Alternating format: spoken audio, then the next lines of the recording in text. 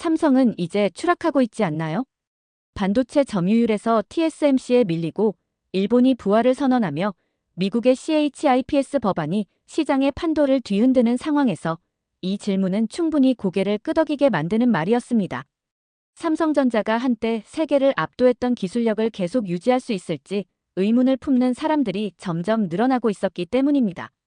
그런데 과연 정말로 그럴까요? 그들은 반도체를 생산하는 데서 그치는 것이 아니라 위기를 기회로 바꿔 역사를 써온 기업입니다. IMF 외환위기 속에서도 일본의 수출 규제라는 거대한 도전 속에서도 삼성은 항상 불가능해 보이는 상황에서 살아남았고 심지어 더 강해졌습니다.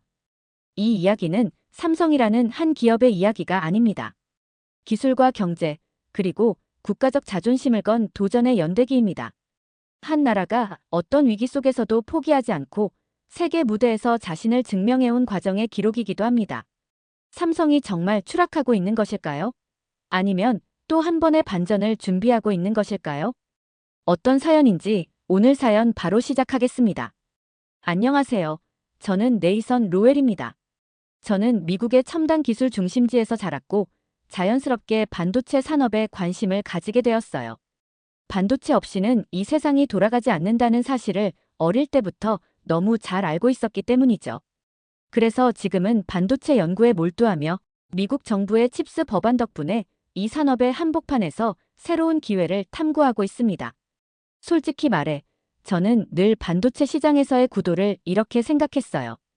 TSMC는 절대적인 왕좌에 앉아 있고 일본은 과거의 영광을 되찾기 위해 애쓰고 있다. 그리고 한국, 메모리 반도체에서는 강자일지 몰라도 첨단 기술 경쟁에서는 뒤처져 있다고 생각하고 있었어요. 그런데 얼마 전 이런 제 믿음을 흔드는 대화가 있었습니다. 점심자리에서 동료들과 칩스 법안과 관련된 이야기를 나누던 중 대만과 일본 투자 이야기가 자연스럽게 나왔어요. 그런데 대화 중에 동료가 뜬금없이 한국 이야기를 꺼낸 겁니다. 네이선, 삼성전자가 파운드리에서 글로벌 2위라는 거 알고 있어? 저는 당황스러웠어요. 삼성이 파운드리 시장에서? 그건 좀 과장이 아니야? 메모리 반도체는 잘할지 몰라도 TSMC랑 같은 선상에서 논할 수 있을까? 동료는 어이없다는 듯 웃으며 말을 이었습니다. 그럴 줄 알았어. 너 삼성이 E&M 공정 기술을 개발 중이라는 거 들어본 적 있어? E&M 공정? 저는 순간 귀를 의심했어요. 그건 도전이 아니라 기술의 최첨단을 목표로 하는 이야기입니다. 저는 여전히 TSMC가 이 시장에서 독보적이라고 믿고 있었기 때문에 삼성이 그런 일을 하고 있다니 믿기지 않았어요. 점유율 차이가 너무 크잖아. 그래봤자 TSMC에 한참 밀리겠지. 그런데 동료는 생각보다 단호했어요. 점유율이 낮아도 삼성은 이미 2위야. TSMC가 60% 점유율을 차지하고 있지만 삼성은 나름대로 자신들만의 경쟁력을 키우고 있어. 그 대화 이후 저의 호기심은 걷잡을 수 없을 만큼 커졌어요. 사실 저는 한국이라는 나라에 대해 아는 게 별로 없었어요. 삼성전자 하면 스마트폰이나 가전제품이 떠올랐고 반도체는 메모리 분야에서만 강하다고 생각했거든요.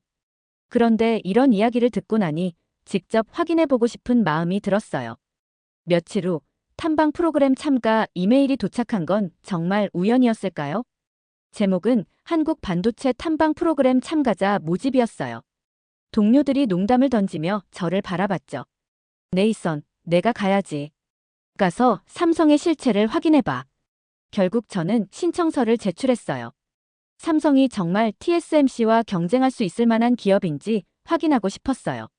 한국이 제게 던진 이 도전은 예상보다 더 큰 호기심을 자극했어요. 과연 삼성이 정말 그렇게 대단한가? 이번 여정은 제게 단순한 여행이 아니었습니다. 저는 반도체 연구자로서 자존심이 걸린 질문에 답을 찾으러 가고 있었죠. 동료들에게 내가 직접 확인하고 돌아오겠다고 호언장담했지만 마음 한구석에는 의심이 가득했습니다. 한국이 TSMC처럼 파운드리 강국의 이미지를 가질 수 있다고. 솔직히 말해 너무 낯설고 납득이 가지 않았어요. 공항에 내리자마자 한국의 첫 인상이 저를 압도했어요. 서울은 활기가 넘쳤습니다. 저는 도심으로 이동하면서 주변을 둘러봤는데 고층 빌딩들이 하늘을 찌를 듯 서 있고 도로에는 전기차가 부드럽게 지나가고 있었습니다. 심지어 거리 곳곳에서 보이는 디지털 간판은 최첨단 기술의 무언의 광고처럼 느껴졌어요. 저는 그제야 이곳이 세계적인 IT 강국이구나라는 생각이 들었어요. 첫 방문지는 삼성이었습니다. 가이드는 단호하면서도 친절한 목소리로 안내를 시작했어요. 삼성전자는 메모리 반도체뿐만 아니라 파운드리에서도 세계 2위입니다. 현재 E&M 공정 상용화를 목표로 연구개발을 진행 중이며 네덜란드의 ASML과 긴밀히 협력해 EUV 기술을 도입한 상태입니다. 저는 순간 어리둥절했어요. E&M 공정, EUV 기술, 이런 수준의 첨단 기술을 이렇게 당당하게 말한다고. 가이드의 설명은 계속 이어졌습니다. 삼성은 지속적인 혁신과 새로운 시장 개척을 통해 독자적인 경쟁력을 확보하고 있습니다. 그 순간 저는 두 가지 감정이 교차하는 것을 느꼈어요. 하나는 감탄이었어요. 솔직히 EUV 기술 도입과 같은 첨단 공정을 준비하고 있다는 말을 듣고 나니 삼성이 따라가는 회사가 아니라는 걸 깨달았죠. 하지만 다른 하나는 여전히 남아있는 의심이었어요. 그래봤자 TSMC의 점유율을 따라잡기엔 멀었을 거야. 본격적인 투어가 시작되었어요. 저는 삼성이 자랑스럽게 소개하는 기술과 성과를 하나하나 들으며 이 회사가 얼마나 치밀하게 미래를 준비하고 있는지 조금씩 알게 되었습니다. 예를 들어 EUV 노광 공정은 단순히 기술의 발전이 아니라 글로벌 시장에서의 생존을 위한 필수 조건이었습니다. 이 기술을 활용해 삼성은 차세대 E&M 공정과 고성능 AI 반도체 개발을 선도하려고 하고 있었어요. 특히 데이터 센터와 AI 시장을 겨냥한 고성능 메모리와 파운드리 솔루션은 명확한 비전을 제시하고 있었습니다. 점유율 격차를 줄이기엔 부족하지 않을까요? 라는 제 질문에 가이드는 약간 미소를 지으며 대답했습니다. 점유율이 중요한 건 맞습니다. 하지만 점유율은 시간이 걸리는 문제고 기술력은 한순간에 뒤집힐 수 있습니다. 삼성이 TSMC와 기술적 격차를 줄이고 있는 것은 분명합니다. 그 말은 저를 약간 당황하게 만들었어요. 저는 무언가 반박하려고 했지만 지금까지 들은 모든 설명이 논리적이고 구체적이었기 때문에 할 말이 없었어요. 투어가 끝난 후 저는 서울 도심으로 돌아가며 하루를 정리해봤습니다. 삼성은 글로벌 반도체 시장에서 확고한 위치를 점하고 있었고 그들이 준비 중인 기술력은 제 예상보다 훨씬 더 높았습니다. 물론 아직 TSMC와의 격차가 있다는 점은 의심의 여지가 없었어요. 하지만 그 차이를 줄이기 위해 삼성이 얼마나 많은 노력을 기울이고 있는지를 직접 본 것은 큰 충격이었습니다. SK하이닉스 탐방을 앞두고도 머릿속이 여전히 삼성전자로 가득했어요. TSMC와 일본이 압도적으로 유리하다고 믿었던 제 기존 사고방식이 뒤흔들린 건 사실이었거든요. SK하이닉스 방문 첫날, 가이드는 SK하이닉스가 메모리 반도체 시장에서 삼성전자와 함께 세계 1, 2위를 다투는 회사라는 점을 강조하며 소개를 시작했어요. 이어서 2019년 일본의 수출 규제가 SK하이닉스와 한국 반도체 산업 전체에 얼마나 큰 도전이었는지를 자세히 설명했죠. 일본이 반도체 소재인 불화수소, 포토레지스트, 플루오린 폴리이미드의 수출을 제한했을 때 한국 반도체 산업은 심각한 타격을 받을 것으로 예상됐습니다. 하지만 SK하이닉스는 이를 극복하기 위해 국산화에 박차를 가했고 지금은 일본 의존도가 낮아졌습니다. 저는 순간 놀랐어요. 일본의 수출 규제가 얼마나 큰 충격이었을지 충분히 상상이 갔거든요. 저는 그럼 처음엔 얼마나 타격을 받으셨나요? 라고 물었고 가이드는 솔직하게 대답했습니다. 초기에는 혼란스러웠습니다. 대체제를 찾는 데 시간이 걸렸고 초기 생산량에 차질이 있기도 했습니다. 하지만 우리는 위기를 기회로 삼았고 지금은 일본 규제 이전보다 더 강한 기술력을 확보했다고 자신합니다. 그 말을 들으며 저는 일본의 수출 규제가 한국에게 장애물이 아니라 반도체 독립의 계기가 되었다는 점에 감탄했어요. 특히 SK하이닉스가 이 과정에서 새로운 소재를 개발하고 협력업체들과의 연대를 통해 독립적인 생태계를 구축한 이야기는 인상적이었습니다. 그럼 일본은 어떻게 대응했나요? 제가 던진 질문에 가이드는 약간 미소를 띠며 답했습니다. 일본도 그 뒤로 반도체 산업의 부활을 외치고 있습니다. 하지만 과거 1980년대처럼 다시 세계 시장을 지배할 수 있을지는 의문입니다. 그동안 반도체 기술 경쟁에서 너무 뒤처졌으니까요. 1980년대 일본은 반도체 시장의 왕이었습니다. 세계 반도체 기업 순위 상위 10곳 중 6곳이 일본 기업이었죠. 그런데 지금은 단 한 곳도 남아있지 않습니다. 삼성전자와 SK하이닉스가 그 자리를 대신 차지하며 일본을 넘어섰습니다. 저는 이 이야기를 듣고도 여전히 궁금했어요. 과거의 강자가 지금은 부활을 꿈꾸고 있다면 한국이 이긴다고 확신할 수 있을까? 가이드는 삼성과 SK하이닉스는 일본만을 넘어서기 위해 노력하지 않습니다. 우리는 글로벌 리더로서 미국과 대만을 포함한 모든 경쟁자를 염두에 두고 있습니다. 라고 단호하게 말했어요. 저는 그 대답에 고개를 끄덕였지만 마음속에서 여전히 질문이 남아 있었습니다. 점심시간이 되자 저는 다른 참가자들과 함께 토론을 이어갔습니다. 주제가 자연스럽게 일본과 한국의 경쟁 구도로 흘러갔어요. 일본은 과거의 영광을 되찾을 가능성이 없을까? 라는 누군가의 질문에 또 다른 참가자가 대답했어요. 일본은 기술력은 있지만 반도체 제조를 위한 협력 체계가 부족합니다. 한국처럼 기업, 정부, 연구소가 긴밀히 협력하지 못한다는 거죠. 그 순간 저는 한국이 가진 또 다른 강점을 깨달았습니다. 한국은 정부와 기업, 그리고 중소협력업체까지 모두가 긴밀히 연결된 구조를 가지고 있었어요. 일본이 과거에는 시장을 지배했지만 현재 한국이 이 모든 요소를 종합적으로 활용해 글로벌 반도체 시장에서 선두를 달리고 있다는 사실이 명확해졌습니다. 탐방이 끝난 후 저는 SK하이닉스의 로비에서 일본과 한국의 반도체 역사를 떠올렸습니다. 한쪽은 과거의 영광에 갇혀 새로운 도전을 시작하려 하고 다른 한쪽은 끊임없는 혁신과 협력을 통해 미래를 만들어가고 있었죠. 과거에 집착하는 일본과 미래를 설계하는 한국. 이 차이가 결국 모든 걸 바꿔놓은 걸지도 몰라. 저도 모르게 혼잣말을 했어요. SK하이닉스의 성과와 일본 수출 규제를 극복한 이야기는 제가 상상했던 것보다 더 큰 울림을 주었습니다. 다음 일정은 조금 다른 방향으로 저를 이끌었습니다. 이제는 한국이 글로벌 반도체 시장에서 어떤 위치에 서 있는지를 탐구할 시간이었죠. 첫 번째 일정은 네덜란드와의 협력 관계에 관한 설명이었습니다. 가이드는 네덜란드의 ASML과 한국의 파트너십에 대해 이야기하며 이것이 한국 반도체 산업의 핵심적 요소 중 하나라고 강조했어요. 삼성전자는 EUV 극자외선 장비를 가장 먼저 도입한 기업 중 하나입니다. ASML과 긴밀한 협력 덕분에 삼성전자는 TSMC와의 기술 격차를 줄일 수 있었습니다. 저는 순간 의문이 들었어요. 왜 ASML은 한국과 그렇게 긴밀히 협력했을까? 일본이나 미국도 충분히 강력한 파트너가 될 수 있었을 텐데.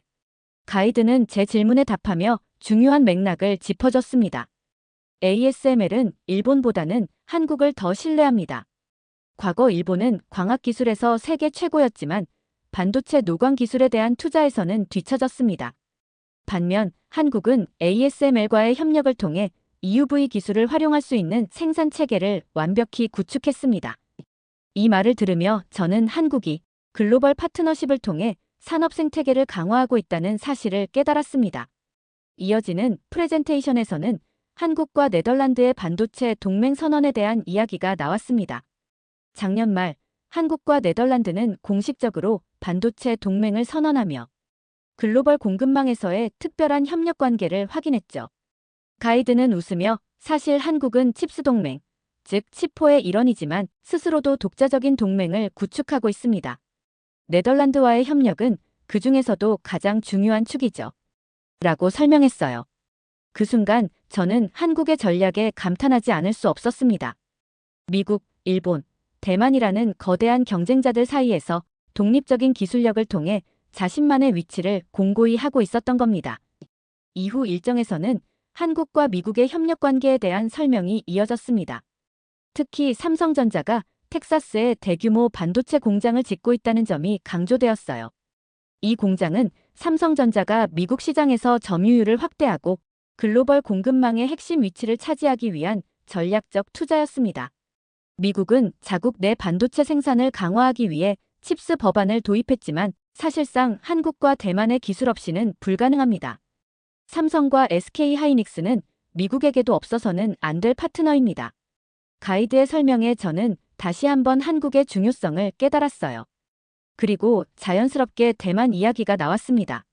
대만 TSMC가 치포 동맹에서 중심적인 역할을 하고 있다는 점은 부정할 수 없었지만 한국은 TSMC와의 직접 경쟁을 통해 글로벌 시장에서 더 중요한 역할을 하려고 하고 있었습니다. 대만은 파운드리 시장에서 강자지만 한국은 메모리와 파운드리 모두를 다룹니다. 이 점에서 한국은 더 폭넓은 경쟁력을 가지고 있습니다. 다음 날 일정은 저를 또다시 한국 반도체의 중심으로 이끌었습니다. 이번에는 삼성전자와 SK하이닉스가 자랑하는 첨단 기술의 실제 모습을 직접 확인하는 자리였죠. 저는 이미 그들의 기술력을 인정하기 시작했지만 여전히 궁금한 점이 많았습니다. 첫 번째 일정은 삼성전자의 E&M 공정과 AI 반도체 기술에 대한 브리핑이었습니다. 발표자는 자신감이 넘쳤습니다. 삼성전자는 TSMC와의 격차를 줄이기 위해 그리고 미래 시장을 선도하기 위해 E&M 공정 기술을 2025년까지 상용화할 예정입니다. 이 공정은 전력 소모를 줄이고 성능을 획기적으로 개선할 수 있는 기술입니다. 저는 스크린에 비친 기술 설명을 보며 고개를 갸우뚱했어요. 솔직히 이런 발표는 기업의 홍보 자료처럼 들릴 때가 많거든요. 하지만 이어지는 설명은 저를 긴장시키기에 충분했습니다. 또한 삼성전자는 고성능 컴퓨팅과 AI 가속을 위한 NPU 기술을 개발 중입니다. 이 기술은 AI 연산 속도를 크게 향상시키며 전력 효율을 극대화할 수 있습니다. NPU는 제가 미국에서도 자주 듣던 기술이었습니다. AI의 연산 속도를 높이기 위해 필수적인 기술이죠. 두 번째 일정은 SK하이닉스의 HBM과 DDR5 메모리 개발 현장이었습니다. 가이드는 HBM의 중요성을 강조하며 이렇게 말했어요. HBM은 AI와 데이터 센터의 핵심 기술로 자리 잡았습니다. SK하이닉스는 세계 HBM 시장 점유율 50% 이상을 차지하며 엔비디아 같은 글로벌 기업들과 긴밀히 협력하고 있습니다. 특히 가이드는 HBM3가 엔비디아의 AI GPU에 사용된다는 점을 강조하며 SK하이닉스가 이 분야에서 얼마나 중요한 파트너인지 설명했어요. HBM은 단순히 속도를 높이는 것이 아니라 데이터 처리량과 에너지 효율을 동시에 개선하는 기술입니다. SK하이닉스는 이 기술을 통해 차세대 데이터 센터와 AI 시장을 선도하고 있습니다. 저는 직접 시설을 둘러보며 이 모든 기술이 실제로 구현되고 있다는 사실을 확인했습니다.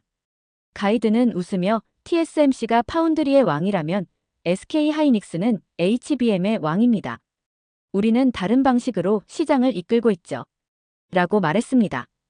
탐방이 끝난 후 저는 서울 도심으로 돌아오는 차 안에서 이런 생각이 들었어요. TSMC와 일본은 한국과 경쟁하고 있지만 사실 이 게임의 규칙은 한국이 새롭게 쓰고 있는 것 아닐까? AI와 데이터 센터 같은 미래 산업은 결국 한국이 더 잘 준비하고 있는 것처럼 보이는데 그날 저녁 저는 호텔 창문 밖으로 펼쳐진 서울의 야경을 보며 한 가지 결론에 도달했습니다. 한국은 기술의 최전선에서 미래를 준비하고 있어. 이 모든 경쟁 속에서 한국은 어떻게 생존해왔을까? TSMC와 일본의 도전을 이겨내기 위한 기술력과 전략은 이해했지만 반도체 산업은 기술로만 유지되는 게 아니었으니까요. 미국과 중국의 갈등 속에서 한국은 과연 어떻게 균형을 잡고 살아남고 있는 걸까요? 이번 일정은 그런 의문에 대한 답을 찾는 시간이었습니다. 첫 강연은 한 산업 분석가가 한국 반도체의 위치와 생존 전략을 주제로 발표하는 것으로 시작됐어요. 분석가는 처음부터 강렬한 이야기를 던졌습니다. 한국은 전 세계 반도체 산업의 허브 중 하나로 자리 잡았지만 동시에 이 산업에 가장 큰 압박을 받고 있는 나라입니다. 그러나 그 압박 속에서 살아남고 성장해왔죠. 분석가는 곧바로 미국과 중국의 기술 패권 전쟁을 언급했습니다. 미국은 반도체 생산을 자국 내로 끌어오기 위해 칩스 법안을 시행했지만 그 과정에서 한국을 포함한 동맹국의 기술력 없이는 불가능합니다. 동시에 중국은 자국 내 반도체 자립을 위해 한국을 견제하고 있죠. 한국은 이 두 강대국 사이에서 끊임없이 균형을 유지하며 생존 전략을 펼쳐야 합니다. 한국이 처한 상황은 상상 이상으로 복잡했습니다. 미국의 칩스 법안으로 인해 한국은 텍사스에 반도체 공장을 세우고 있지만 이 과정에서 미국의 기술 통제와 중국의 반발이라는 이중의 압박을 받고 있었습니다. 그럼에도 불구하고 한국은 균형을 유지하려고 합니다. 삼성전자와 SK하이닉스는 각각 미국과 중국의 큰 고객입니다. 삼성은 미국의 클라우드 및 데이터 센터 기업에 메모리를 공급하고 SK하이닉스는 중국 스마트폰 제조사와 협력합니다. 이 두 나라를 완전히 배제할 수 없는 구조죠. 그 말을 듣고 저는 고개를 끄덕일 수밖에 없었습니다. 한국은 두 강대국 사이에서 자칫하면 기술 전쟁의 희생양이 될 수도 있었지만 이 복잡한 상황을 기회로 바꾸고 있었습니다. 다음은 SK하이닉스와 삼성전자의 생존 전략에 대한 구체적인 사례를 들을 차례였습니다. 가이드는 한국의 독특한 상황에서 나온 기술적, 산업적 대응을 설명했어요. 삼성전자는 텍사스에 대규모 공장을 세우는 동시에 네덜란드 ASML과의 협력을 통해 자체 기술력을 강화하고 있습니다. SK하이닉스는 중국 시장에서의 리스크를 줄이기 위해 AI 및 데이터 센터용 고부가 가치 메모리 개발에 주력하고 있습니다. 그들은 한쪽에 치우치지 않고 양쪽에서 모두 기회를 만들어가고 있었던 겁니다. 그러나 한국이 처한 어려움은 여기서 끝나지 않았습니다. 분석가는 일본의 반도체 부활 시도에 대해서도 언급했어요. 일본은 TSMC와의 협력을 통해 반도체 생산을 재건하려 하고 있습니다. 일본 정부는 10조 엔 이상을 투자하며 투나노 공정을 목표로 하고 있죠. 그러나 한국은 이미 이들을 대비해 소재, 장비, 기술력을 자체적으로 강화하고 있습니다. 불화수소를 포함한 주요 소재의 국산화 이야기가 나오자 저는 고개를 끄덕였어요. 일본의 수출 규제를 극복하며 한국이 보여준 대응은 기술적 성과를 넘어 국가적 단결과 자립의 중요성을 상징하는 사례였으니까요. 그럼에도 한국은 여전히 도전에 직면해 있습니다. 글로벌 공급망의 변화, 기술 보호주의, 그리고 미국과 중국의 압박 속에서 한국은 스스로를 보호하기 위해 끊임없이 새로운 전략을 모색하고 있습니다. 분석가는 마무리하며 이렇게 덧붙였어요.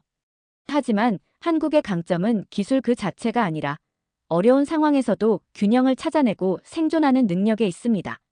강렬했던 강연과 탐방 일정이 끝난 후 저는 마음이 묵직해졌습니다. 다음 일정은 기술적인 설명이나 경제적 전략보다 한국 반도체가 가진 정신적 가치와 상징성에 대해 배우는 자리였어요. 첫 번째 방문지는 서울 근교에 있는 삼성전자의 역사관이었습니다. 삼성전자가 걸어온 길과 대한민국 반도체 산업의 성장을 기록한 전시관은 그 자체로 하나의 드라마였습니다. 안내 가이드는 1970년대 초 삼성전자가 반도체 산업에 뛰어들 때의 이야기를 들려줬어요. 그 당시 대한민국은 전쟁의 상흔에서 벗어나기 위해 분투하던 시기였습니다. 대부분의 사람들은 반도체가 무엇인지도 몰랐고 그저 외국 기술을 따라가기도 벅찬 상황이었죠. 그 이야기를 들으며 한참 전에 한국을 떠올렸습니다. 전쟁 직후 세계에서 가장 가난한 나라 중 하나로 분류되던 한국이 반도체 산업에 뛰어들었다니 그것 자체가 무모한 도전처럼 느껴졌어요. 하지만 가이드는 미소를 띠며 말을 이었습니다. 그러나 우리는 그것을 해냈습니다. 생존을 위해서가 아니라 대한민국의 미래를 열기 위해서였죠. 전시관에 걸린 사진 속 삼성전자의 초기 연구소는 소박한 모습이었습니다. 현재의 거대한 반도체 공장을 생각하면 믿기 힘들 정도로 초라했죠. 하지만 그 속에서 일하던 연구원들의 모습은 생생한 열정으로 가득 차 있었습니다. 이어지는 설명에서는 1990년대의 이야기가 나왔습니다. 1997년 대한민국은 역사상 가장 큰 경제적 위기를 맞이했습니다. IMF 외환위기는 나라 전체를 휘청이게 만들었고 대부분의 기업들이 문을 닫거나 외국 자본에 의존해야만 했습니다. 반도체 산업도 예외가 아니었습니다. 전 세계적인 불황 속에서 메모리 반도체의 가격은 급락했고 많은 전문가들은 삼성전자가 위기를 극복하지 못할 것이라고 예상했죠. 당시 이건희 회장은 다른 선택을 할 수도 있었습니다. 반도체 사업은 막대한 자본을 필요로 했고 그에 따른 리스크도 컸습니다. 외환위기의 혼란 속에서 많은 기업들이 고비용의 첨단 기술 개발을 포기하고 안정적인 사업에 집중하던 때였습니다. 그러나 이건희 회장은 전혀 다른 결정을 내렸습니다. 그는 대규모 구조조정을 단행하면서도 반도체 사업에 대한 투자만큼은 단 한 발짝도 물러서지 않았습니다. 삼성전자는 당시 여유가 없었던 자금을 쥐어짜내 63회가 DRAM과 같은 차세대 메모리 반도체 개발에 막대한 자원을 쏟아부었어요. 이건희 회장은 임원들에게 이렇게 말했다고 합니다. 반도체는 대한민국의 미래를 결정짓는 기술이다. 우리가 여기서 멈춘다면 우리는 영원히 세계를 따라가는 나라로 남을 것이다. 그 말은 기업의 목표가 아니라 국가 전체를 위한 도전 선언처럼 들렸습니다. 그 결단은 결국 옳았습니다. 외환위기 이후 전 세계 반도체 시장이 회복세를 보이면서 삼성전자는 단숨에 시장 점유율을 확대했습니다. 특히 1999년 DRAM 시장에서의 점유율 1위를 차지하며 일본을 제치고 글로벌 반도체 시장의 선두주자로 떠오르게 되었죠. IMF 외환위기는 삼성전자뿐만 아니라 대한민국 전체에 큰 상처를 남긴 위기였습니다. 그러나 이 위기 속에서 삼성전자가 보여준 결단과 도전 정신은 한국 반도체 산업의 근간이 되었고 오늘날의 성장을 가능하게 만든 원동력이 되었습니다. 가이드의 설명에 저는 한동안 말문이 막혔어요. 외환 위기 당시 대부분의 나라가 외국 자본에 의존해 산업을 복구하려 했지만 한국은 그 과정을 통해 스스로를 강화했다고 느껴졌습니다. 역사관을 나와 다음 일정으로 이동하며 저는 한국 반도체가 경제적 성공을 넘어 국가적 상징으로 자리 잡고 있다는 것을 점점 더 느꼈습니다. 특히 가이드는 삼성이 직원들에게 강조하는 기업 문화에 대해 이야기했는데 그 중심에는 끊임없는 도전과 혁신이라는 철학이 있었습니다. 그들은 자신들이 대한민국의 미래를 만들고 있다는 사명감을 가지고 있습니다. 이 말이 제게 묵직하게 다가왔어요. 제가 다니는 미국의 기업들도 혁신을 중요시하지만 여기서 느껴지는 건 나라를 위한 도전이라는 강한 신념이었습니다. 그날의 마지막 일정은 SK하이닉스의 직원들과의 간담회였어요.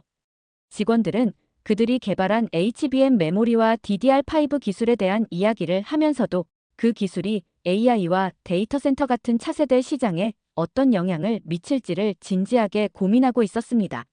한 직원이 이런 말을 했어요. 우리는 더 나은 세상을 만들기 위한 도구를 제공하는 겁니다. 이 말은 저를 깊이 흔들어 놓았습니다. 저는 그동안 반도체를 그저 기술의 일부로만 봤습니다. 하지만 여기 있는 사람들에게 반도체는 기술 그 이상의 것이었어요. 간담회가 끝난 후 저는 저녁 식사 자리에서 가이드에게 물었습니다. 왜 한국은 이렇게 반도체에 많은 것을 걸고 있나요? 가이드는 잠시 생각하더니 대답했어요. 반도체는 우리나라가 세계와 연결되는 방식입니다. 그것은 한국이 세계에서 살아남고 성장하고 나아갈 수 있는 상징입니다. 모든 일정이 끝난 후 저는 서울에서의 마지막 밤을 맞이했습니다. 호텔 방 창문 밖으로 보이는 도시의 불빛은 처음 도착했을 때와는 완전히 다른 느낌으로 다가왔습니다. 삼성이 보여준 첨단 기술, SK하이닉스가 자랑하는 메모리의 위력, 그리고 한국이 글로벌 동맹 속에서 균형을 유지하며 생존하고 성장하는 이야기들은 제게 산업 탐방 이상의 것을 가르쳐줬습니다. 탐방 일정 중 가장 기억에 남는 순간은 한국이 일본의 수출 규제를 극복했던 이야기였습니다. 일본이 불화수소와 같은 주요 반도체 소재의 수출을 제한했을 때 대부분의 전문가들은 한국이 큰 타격을 입을 것이라고 예측했었죠. 하지만 그 결과는 정반대였습니다. 한국은 빠르게 대체 공급망을 구축했고 자체적인 기술 개발에 집중하며 오히려 더 강해졌습니다. 제가 이번 여행에서 얻은 가장 중요한 교훈이 무엇인지 생각했습니다.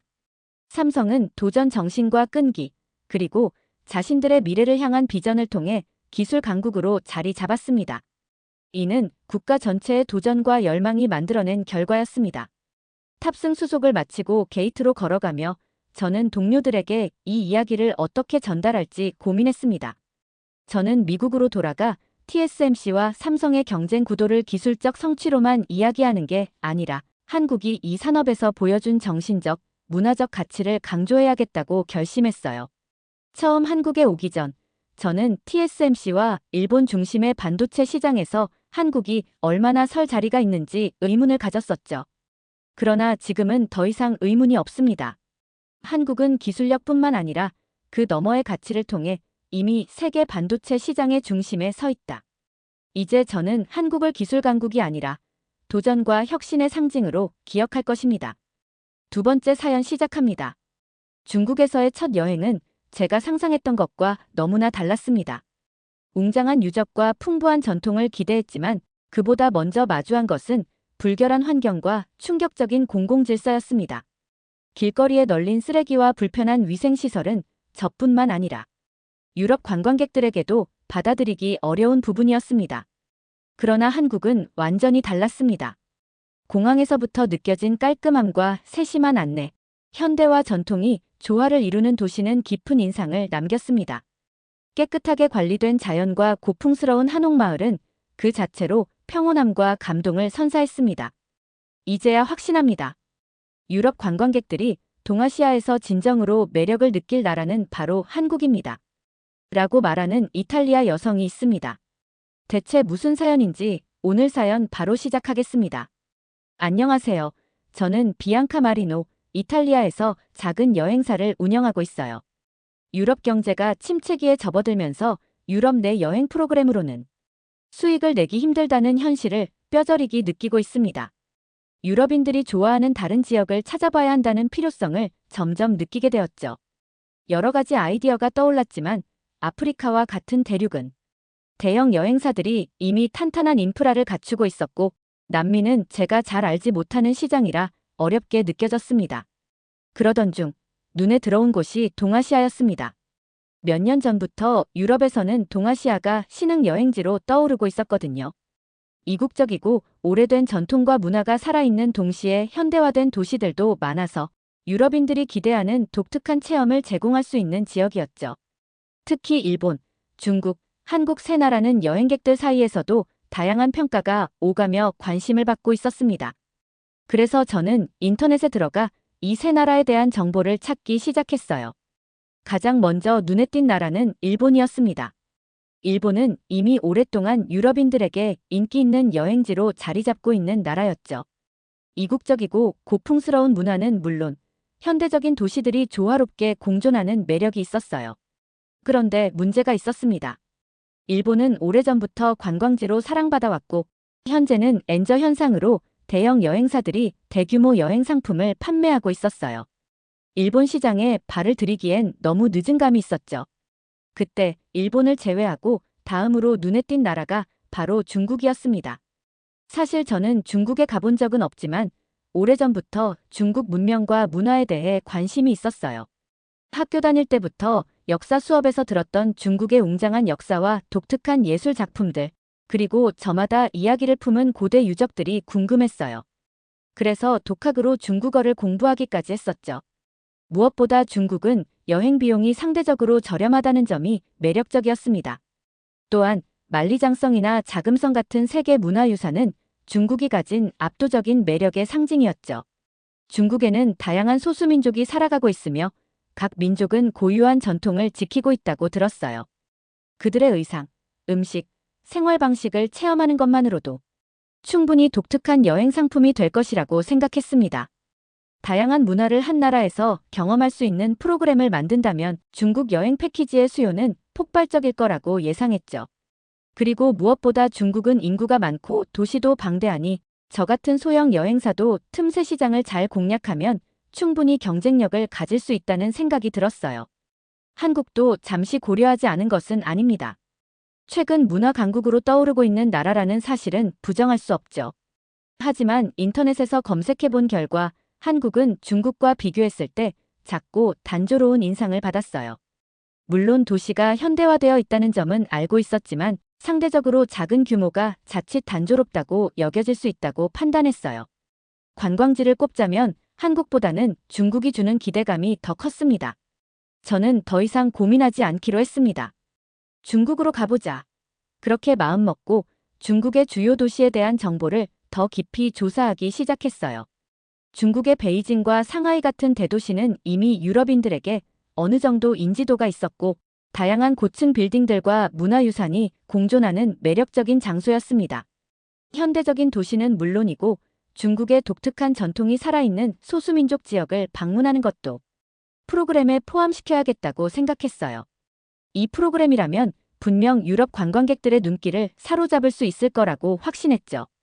처음 중국에 발을 디디며 베이징 공항에 도착했을 때 유럽을 벗어나 아시아라는 완전히 새로운 세계에 온 기분은 제가 무언가 거대한 일을 시작하고 있다는 자부심을 심어주었어요. 베이징은 첫인상부터 상당히 놀라웠습니다. 눈앞에 펼쳐진 고층 빌딩과 거대한 공항 시설은 예상보다도 훨씬 현대적이었어요. 그리고 베이징 도심을 둘러싼 거리의 규모는 유럽 도시와 비교했을 때 엄청나게 넓고 화려했습니다. 시내에 들어서니 그 유명한 자금성이 눈앞에 펼쳐졌습니다. 유럽의 성들과 비교할 때 더 넓고 화려하면서도 전통적인 중국의 붉은 벽과 금빛 장식이 어우러진 독특한 분위기가 있었죠. 많은 유럽인들이 자금성을 방문하는 이유를 이제야 이해할 수 있었습니다. 이곳은 단순히 중국 역사에 대한 호기심을 충족시키는 장소를 넘어서 문화와 전통이 응축된 거대한 유물처럼 느껴졌어요. 하지만 천안문 광장으로 향하는 길에선 정말 수많은 사람들 사이를 비집고 지나가야 했어요. 중국이 인구가 많다는 이야기는 들었지만 직접 경험해보니 그 규모가 남다르더라고요. 중국의 대도시는 여행지로서 매력이 있었습니다. 유럽인들이 경험할 수 있는 중국만의 독특한 매력이 풍부했죠. 다만 길거리에서 침을 뱉는 사람들을 볼 때마다 조금 당황스러웠고 대중교통 안에서도 사람들이 서로 밀치며 자리를 차지하는 모습을 목격할 때마다 당황스럽게 느껴졌습니다. 그래도 중국에서는 이러한 것들이 익숙한 풍경일 테니까 여행객들도 어느 정도 감수해야 한다는 생각을 하며 스스로를 위로했어요. 사실 이런 자잘한 문제들보다는 상하이의 압도적인 풍경과 중국 특유의 활기찬 분위기가 더 인상적이었거든요. 저만의 여행 프로그램을 만들기 위해서는 중국의 본질에 더 가까운 모습을 보여주고 싶었습니다. 중국의 농촌은 소수민족들이 살아가는 독특한 전통과 문화가 남아있다고 들었고 그들이 지키고 있는 고유의 생활 방식은 유럽 관광객들에게 강한 인상을 남길 수 있는 요소라고 믿었어요. 도심을 시작으로 중국 소수민족 문화와 농촌의 여유로움까지 소개할 수 있다면 완벽한 여행 프로그램이 될 것이라고 생각했습니다. 그러나 농촌 지역으로 향하는 길에서부터 상황은 제 기대와는 많이 달랐습니다. 도심에서 멀어질수록 풍경이 달라지더니 도로 위에 곳곳에 버려진 쓰레기들이 눈에 띄기 시작했어요. 처음에는 공사 중인 지역이라 그런가 싶었지만 갈수록 쓰레기는 점점 더 많아졌고 도로변에는 플라스틱과 각종 오물이 널려 있었습니다. 농촌 지역으로 이동하면서 휴게소에 잠시 들르게 되었습니다. 먼 길을 이동하며 잠깐 쉬어갈 생각이었지만 휴게소는 상상 이상으로 관리 상태가 엉망이었습니다. 여기저기 쌓인 쓰레기들과 제대로 정비되지 않은 시설들은 속이 울렁거릴 정도였습니다.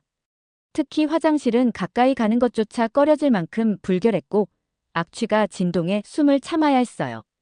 이 정도로 관리가 안 되는 시설이 있을 줄은 상상도 하지 못했습니다. 소수민족들이 거주하는 마을에 도착했지만 상상했던 고유의 매력을 보여주기보다 충격적인 장면들을 마주하게 되었습니다. 마을에 들어서자마자 코를 찌르는 찌린내가 저를 맞이했고 길바닥에는 믿을 수 없을 만큼 많은 쓰레기와 오물이 널려 있었습니다.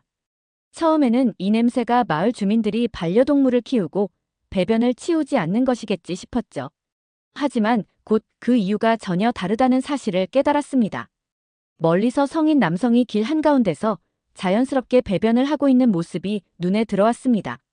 마치 아무 일도 아닌 듯 태연하게 행동하는 그 모습에 저는 말문이 막혔습니다.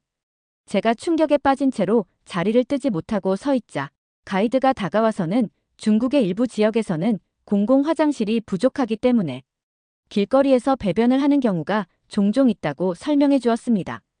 그리고 곧이어 더 놀라운 일이 벌어졌습니다.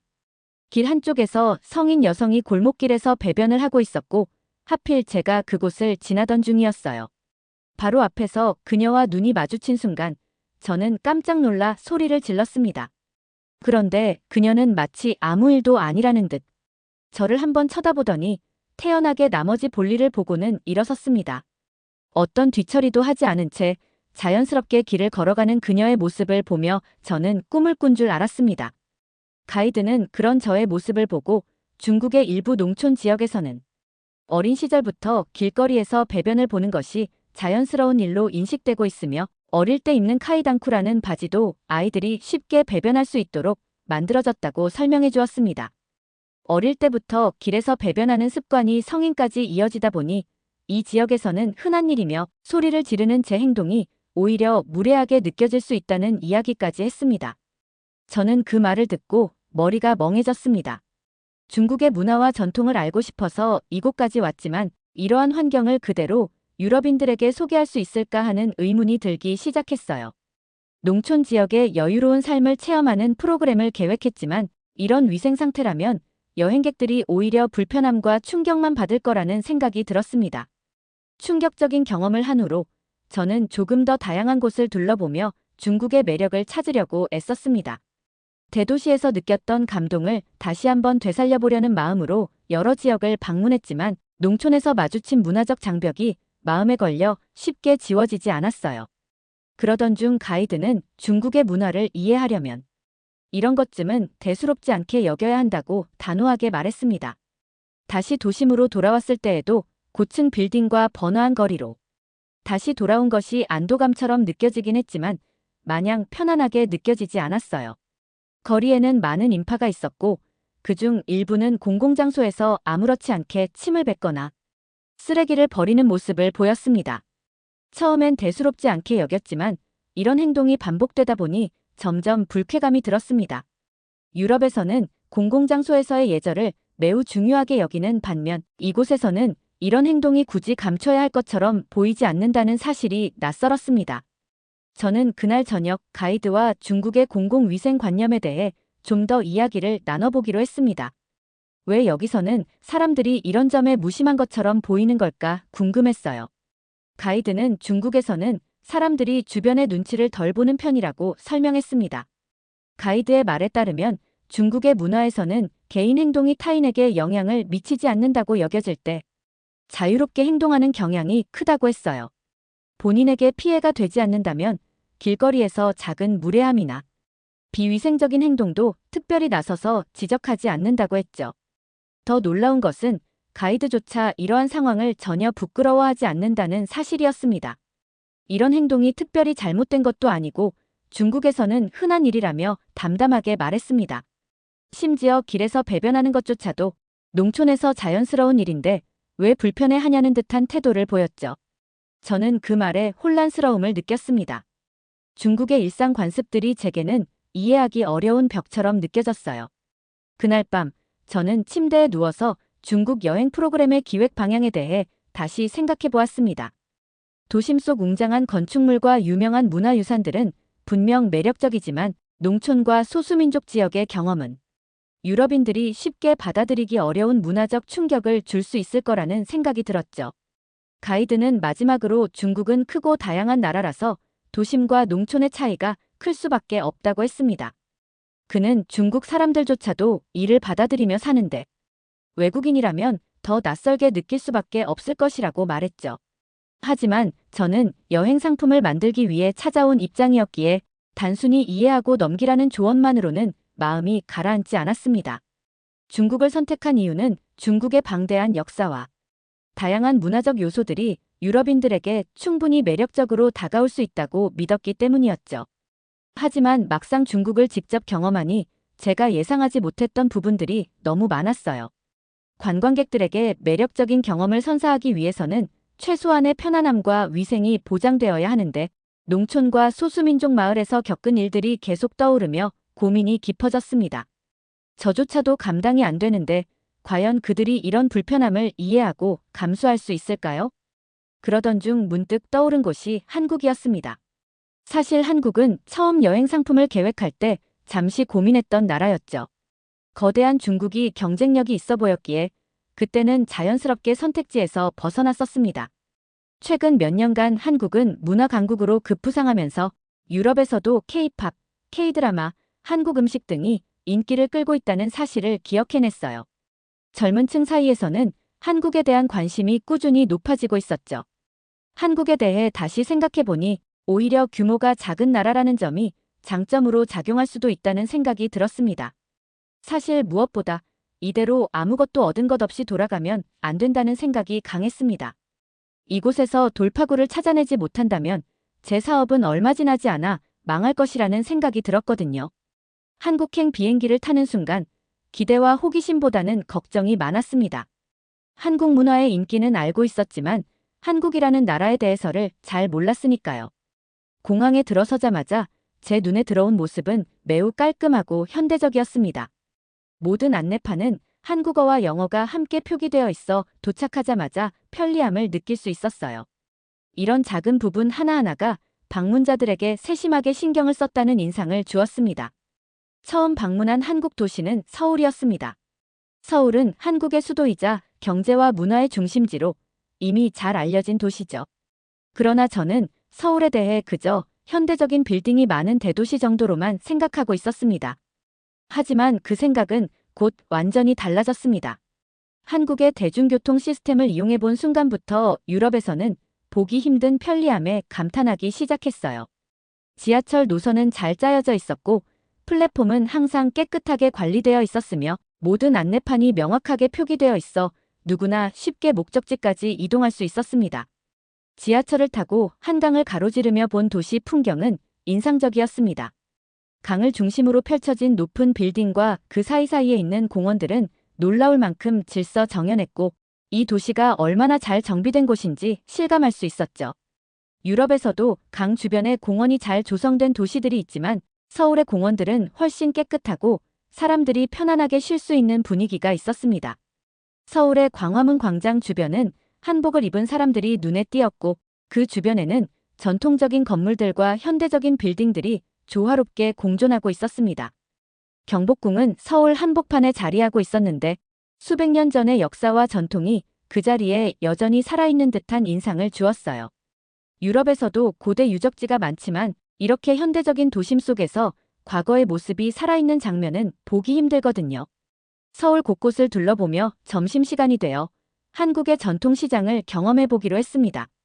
남대문 시장에 들어서자 다양한 한국 음식들이 펼쳐져 있었고 상인들은 활기차게 손님을 맞이하고 있었습니다. 저는 가이드의 추천으로 불고기와 비빔밥을 맛보았는데 깊고 진한 맛이 인상적이었습니다. 음식에서 느껴지는 신선한 재료와 풍부한 양념은 유럽에서는 쉽게 경험할 수 없는 한국 고유의 맛이었어요. 그날 저녁 서울의 유명한 한강 야경을 보기 위해 전망대에 올랐습니다. 한국인들이 왜 한강을 중심으로 삶을 즐기는지 알 것 같았습니다. 한강 주변의 야경은 화려하면서도 차분한 분위기가 있었고 조명이 반짝이는 고층 빌딩들과 그 사이사이에 잘 가꿔진 녹지 공간이 어우러져 매우 인상적이었죠. 특히 밤이 되자 서울은 더욱 활기를 띠며 다양한 모습으로 변모했어요. 강변을 따라 조깅하는 사람들, 한강공원에서 돗자리를 펴고 여유를 즐기는 가족들, 연인들이 함께 걷는 모습 등은 이 도시가 단순히 번잡한 대도시가 아니라는 것을 깨닫게 했습니다. 서울에서의 첫날을 마치고 숙소로 돌아오는 길에 저는 이 도시가 가진 편리함과 현대성 그리고 전통과의 조화가 유럽인들에게 큰 매력을 줄 수 있겠다는 생각이 들었습니다. 여기서는 고풍스러운 전통 문화와 현대적인 도시 생활을 동시에 경험할 수 있다는 점이 무엇보다 인상적이었어요. 유럽의 도시들은 대부분 역사적인 건축물과 현대적인 건물이 분리되어 있는 경우가 많은데 서울은 도시 곳곳에서 그 두 가지가 자연스럽게 어우러져 있었습니다. 서울에서 도시 매력을 충분히 느낀 후 가이드의 추천으로 자연과 레저를 동시에 즐길 수 있는 양양이라는 곳 떠나기로 했습니다. 서울을 벗어나 양양으로 향하는 길에 펼쳐진 한국의 자연 풍경은 생각보다 훨씬 아름다웠고 도심에서 2~3시간 정도만 벗어나도 이렇게 깨끗한 환경이 존재한다는 사실에 놀라웠어요. 양양에 도착한 후 가장 먼저 눈에 들어온 것은 끝없이 펼쳐진 해변과 시원한 바다였습니다. 저는 파도가 밀려오는 광경을 바라보며 바다 위에서 즐거운 시간을 보내는 사람들의 모습을 지켜보았습니다. 사람들은 서핑을 즐기며 바다와 하나가 된 듯한 여유로운 표정을 짓고 있었죠. 이곳은 활기찬 분위기가 넘쳤고 어디를 둘러봐도 정돈된 해변이 인상적이었습니다. 다음 날 아침, 양양에서 가까운 설악산으로 등산을 떠났습니다. 양양은 산과 바다가 동시에 어우러진 특별한 장소여서 조금만 이동하면 등산도 할 수 있다는 점이 놀라웠어요. 케이블카를 타고 올라가면 산 정상까지 올라갈 수 있었는데 위에서 바라보는 절경은 정말 굉장했습니다. 오후에 방문한 낙산사라는 곳은 끝없이 펼쳐지는 바다가 인상적이었습니다. 아름다운 풍경을 바라보며 유럽에서도 이런 장소를 찾기 어려울 것 같다는 생각이 들었습니다. 저는 양양이 유럽인들에게도 크게 매력적으로 다가올 수 있다고 확신하게 되었습니다. 활동적인 여행을 선호하는 유럽의 젊은 층에게 양양은 완벽한 여행지로 보였어요. 더욱이 이렇게 가까운 거리에서 다양한 레저 활동을 동시에 즐길 수 있다는 점은 한국의 큰 장점이었어요. 중국의 제대로 관리되지 않은 환경과 부족한 위생시설로 인해 불편함을 감수해야 했던 것과 달리 한국의 양양은 세심하게 잘 관리된 자연 속에서 마음껏 즐길 수 있는 곳이었습니다. 이곳은 단순한 자연 관광지를 넘어 사람들에게 편안함과 여유로움을 주는 공간이었죠. 유럽에서 온 여행객들도 이곳에서 서핑을 배우고 등산을 즐기며 한국의 자연 속에서 특별한 추억을 만들 수 있을 것 같아 보였습니다. 양양에서 자연과 레저를 만끽한 후 한국의 전통과 역사를 깊이 느낄 수 있다는 경주로 향했습니다. 경주는 과거 한국 신라 왕국의 수도로 한국의 문화와 역사가 살아 숨쉬는 곳이라고 했습니다. 이곳은 유럽인들이 선호하는 고풍스러운 분위기와 유적이 잘 보존된 곳이라는 점에서 큰 기대가 됐죠. 경주에 도착하자마자 느껴진 첫인상은 시간이 멈춘 도시라는 것이었습니다. 마을과 도시 곳곳에 남아있는 고대의 건축물과 탑들, 그리고 전통적인 한옥들이 현대의 건물들과 조화를 이루며 마치 과거와 현재가 공존하는 것 같은 분위기를 자아냈습니다. 경주의 거리에는 세월이 남긴 흔적들이 곳곳에 깃들어 있었고 이곳을 걷는 것만으로도 수백 년 전으로 돌아간 듯한 착각을 일으켰어요. 유럽에서도 고대 건축물이 많은 도시들이 있지만 경주는 훨씬 조용하고 고요한 느낌을 주었죠. 관광객들로 붐비는 유럽의 역사 도시와 달리 경주는 조용히 역사를 품고 있는 듯 했습니다. 가장 먼저 방문한 곳은 한국의 대표적인 고대 사찰인 불국사였습니다. 불국사는 고즈넉한 산속에 자리 잡고 있어 주변의 경관과도 완벽하게 어우러졌습니다. 사찰 입구에 들어서자 나무와 돌, 그리고 전통적인 건축 양식이 조화를 이루며 무언가 신성한 느낌마저 들게 했죠. 유럽에서 보아온 성당들과는 또 다른 종류의 아름다움이 있었고 색감은 자연스럽고 소박했지만 그 속에서 우아함이 묻어났어요.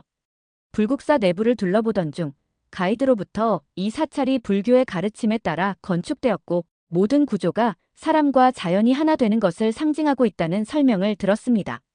사찰을 둘러싼 나무와 연못, 그리고 고요하게 흐르는 물소리까지 하나의 예술 작품처럼 어우러져 있었죠. 불국사를 나온 후 저는 한옥마을로 향했습니다. 경주의 한옥마을은 수백 년의 세월을 그대로 품고 있는 듯한 전통 가옥들로 가득했습니다. 한옥의 지붕과 창문, 마루는 모두 정교하게 조각되어 있었고 그 단아한 디자인과 목재의 질감이 아름다웠습니다. 특히 한옥마을에서는 템플스테이 프로그램도 운영되고 있어 한옥에서 하룻밤을 보내며 한국 전통 생활을 체험할 수 있었습니다. 저는 이곳에서 한복을 입고 사진을 찍는 외국인 관광객들을 보며 이 경험이 유럽인들에게도 특별한 추억이 될 수 있겠다는 생각이 들었습니다. 한옥마을의 고요한 분위기 속에서 밤을 맞이하자 경주는 낮과 또 다른 모습으로 다가왔습니다. 낮에 햇살 아래 빛나던 한옥들이 어둠 속에서 더욱 차분하게 자리하고 있었고 집집마다 걸려있는 작은 등불들이 마을을 은은하게 비추고 있었어요. 그 모습은 마치 동양의 동화 속에 들어온 것 같은 신비로운 분위기를 만들어냈습니다. 저는 이 고요한 밤을 체험할 수 있는 것이 얼마나 특별한 경험인지 깨달았죠. 차분한 정원과 달빛 아래의 한옥들은 이국적이면서도 따뜻하게 느껴졌습니다. 다음 날 아침, 한옥의 작은 마루에 앉아 경치와 함께 조식을 즐기며 차를 마셨습니다. 나무와 종이로 이루어진 창문을 통해 들어오는 부드러운 햇살과 신선한 공기는 도시에서 느낄 수 없는 평화를 선사했어요. 경주의 한옥은 단순한 숙소가 아니라 한 사람의 과거와 현재를 이어주는 고리 같은 느낌이었습니다. 마치 시간 여행을 하는 것 같은 이 도시에서 평온하고 고요한 휴식을 선사할 수 있는 프로그램을 구상하고 싶다는 생각이 들었죠. 경주는 단순히 관광지가 아니라 한국의 역사와 전통, 그리고 평화로운 정서가 담긴 곳이라는 확신이 들었습니다. 경주의 일정을 마치고 마지막으로 한국의 농촌으로 발길을 돌렸습니다. 중국의 농촌에서는 깨끗한 환경을 기대하기 어려웠고 위생시설이 부족하여 아쉬운 점이 많았습니다. 그러나 한국의 농촌에 대해 알아보니 전통과 현대가 조화롭게 공존하며 깨끗하게 관리되어 있다는 이야기를 들을 수 있었죠. 그래서 한국 농촌 체험은 유럽인들에게도 새로운 경험이 될 수 있을 것이라는 기대가 생겼습니다. 제가 도착한 곳은 전주 인근의 한 농촌 마을이었습니다. 전주는 한옥마을과 비빔밥으로 유명한 도시지만 그 주변에 있는 농촌 지역은 한국의 전통적인 농업과 생활 방식을 그대로 유지하면서도 현대적인 관리가 돋보이는 곳이었어요. 이곳의 분위기는 조용하면서도 따뜻했고 마을 주민들이 직접 심고 가꾼 꽃과 나무들이 자연스러운 매력을 더하고 있었습니다. 중국 농촌에서는 이와 같은 정돈된 공간을 기대하기 어려웠고 대부분의 마을이 불편함을 감수하며 생활하는 모습이 많았는데 한국의 농촌은 다르게 다가왔습니다. 깨끗하게 유지된 환경과 세심하게 관리된 자연 풍경은 특별함을 더해주었죠. 마을에는 작은 민박집들이 있어 외국인들도 숙박하며 하룻밤을 보낼 수 있는 기회가 있었습니다. 민박집은 필요한 시설들이 깔끔하게 갖춰져 있어 편리하게 머물 수 있었습니다. 그날 밤, 저는 바닥이 따뜻한 온돌방에서 아늑한 이불을 덮고 누워 창문을 통해 들어오는 달빛과 함께 고요한 밤을 보냈습니다. 도시의 소음에서 벗어난 이곳에서의 하룻밤은 마치 시간이 멈춘 듯 편안했고 온화한 분위기에 몸과 마음이 정화되는 기분이 들었습니다. 저는 이 한국 농촌에서의 체험이 매우 특별하고 새로운 경험이 될 수 있을 거라 확신했습니다. 중국 농촌에서는 어려운 환경과 문화 차이로 불편함이 많았지만 한국의 농촌은 방문객들이 불편함 없이 다양한 체험을 즐기고 한국의 전통 생활을 느낄 수 있도록 잘 정비되어 있었습니다. 특히 한국의 농촌 마을은 청결하게 관리되어 외국인들이 위생 문제로 불편을 겪을 염려가 없다는 점에서 큰 장점이었어요. 한국에서의 마지막 여정을 마치고 돌아오는 길에 저는 이번 한국 여행에서 경험한 모든 것을 차분히 정리해 보았습니다. 한국이라는 나라는 단순히 관광지로서 매력적인 장소를 제공하는 것 이상으로 여행자에게 편안함과 만족감을 주는 세심한 배려가 곳곳에 깃들어 있다는 사실이었습니다. 처음에 저는 중국이 가진 광활한 영토와 웅장한 역사에 매료되어 그곳을 찾았지만 실제 여행 속에서 경험한 중국은 겉으로 보이는 모습과는 다른 부분이 많았습니다. 특히 위생 문제나 공공시설의 불편함은 관광객들이 이질감을 느끼기 충분했고 농촌 지역에서는 그러한 문제들이 더욱 부각되었습니다.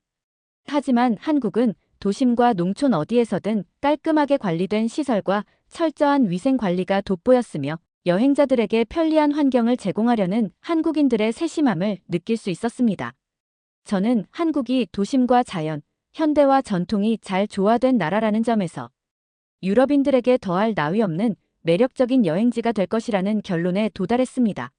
서울과 같은 대도시는 중국의 베이징이나 상하이와 같은 현대적이고 웅장한 스카이라인을 갖추고 있지만 한국의 도시는 그와 동시에 전통적인 아름다움과 세련된 관리가 결합되어 있었습니다. 무엇보다 한국의 자연은 또 다른 큰 매력이었습니다. 양양의 푸른 바다와 산이 어우러진 풍경에서부터 경주의 고즈넉한 한옥마을과 전통적인 사찰까지 모든 것이 서로 조화를 이루고 있었습니다. 유럽에서도 자연이 아름다운 나라가 많지만 한국처럼 다양한 풍경을 좁은 거리에서 한 번에 경험할 수 있는 나라는 드뭅니다. 한국은 크지 않은 나라지만 그 안에 담긴 다채로운 경험들은 어디에 내놓아도 손색이 없을 만큼 흥미롭고 독특했습니다. 유럽인들이 이러한 한국의 다정한 분위기를 경험한다면 분명히 다시 한국을 찾게 될 거라는 믿음이 들었습니다. 한국을 경험해보니 단순한 여행지가 아니라 유럽인들이 동아시아에서 경험할 수 있는 최고의 여행지가 될 수 있다는 확신이 듭니다. 앞으로 제가 준비할 여행 프로그램이 많은 사람들에게도 이 아름다운 나라를 경험하게 하는 다리가 될 수 있기를 기대합니다. 오늘 사연이 재미있으셨다면 구독과 좋아요, 알림 설정까지 부탁드립니다. 더 재미있는 사연으로 돌아오겠습니다. 이상 감동탐험이었습니다.